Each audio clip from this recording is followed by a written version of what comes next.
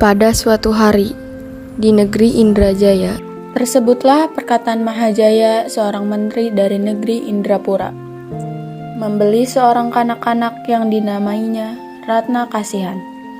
Adapun Ratna Kasihan itu terlalu baik kelakuannya dan diberi pekerjaan oleh Menteri Mahajaya untuk memelihara hartanya. Harta Ratna Kasihan pun diambil sebagai anak oleh Mahajaya dan diberi istri. Kemudian Ratna Kasihan dijadikan pula nahkoda sebuah bantara dan disuruh pergi berniaga ke berbagai negeri. Maka Ratna Kasihan pun duduklah berniaga di dalam negeri. Pada suatu malam, istrinya bersalin kembar, 2 orang anak laki-laki yang dinamainya Sukarna dan Sukarni. Hatta kedua anak itu sampailah 7 tahun umurnya dan disuruh mengaji. Sebagai upah mengaji, mereka mendapat seekor burung.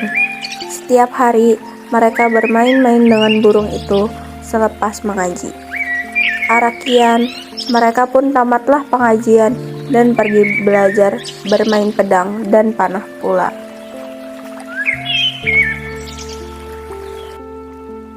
Lama-kelamaan, istri Ratna Kasihan pun tergeraklah hatinya dan memberikan burung itu kepada Bia Peri.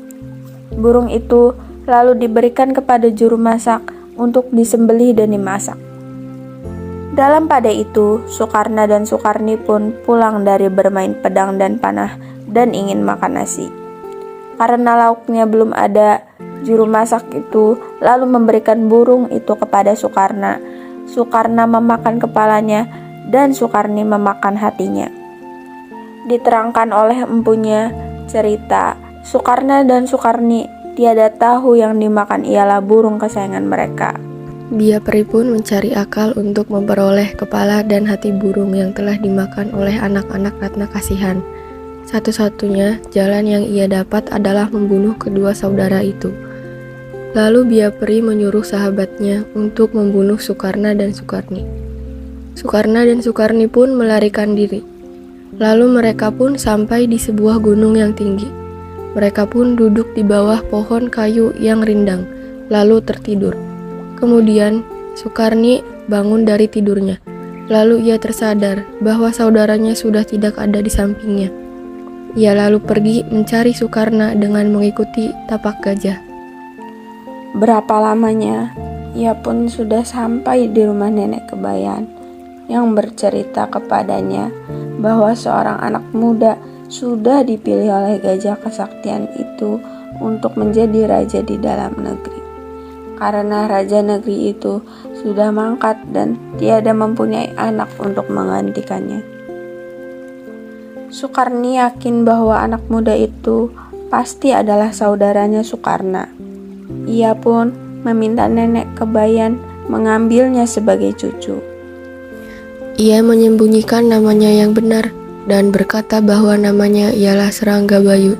Hatta berapa lamanya, Serangga Bayu pun hendak beristri dan bertanya kepada nenek Kebayan tentang anak perempuan yang baik budi pekertinya yang patut dijadikan istri.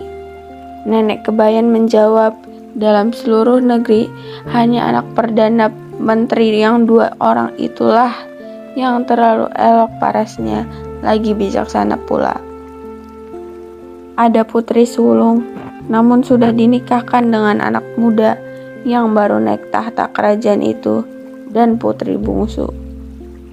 Setelah mendengar kata-kata nenek Kebayan itu, Serangga Bayu pun menghampiri istana dengan niat meminang putri bungsu.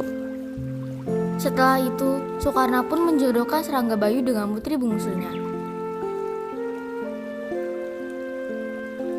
Inilah akhir dari cerita hikayat Sukarna dan Sukarni.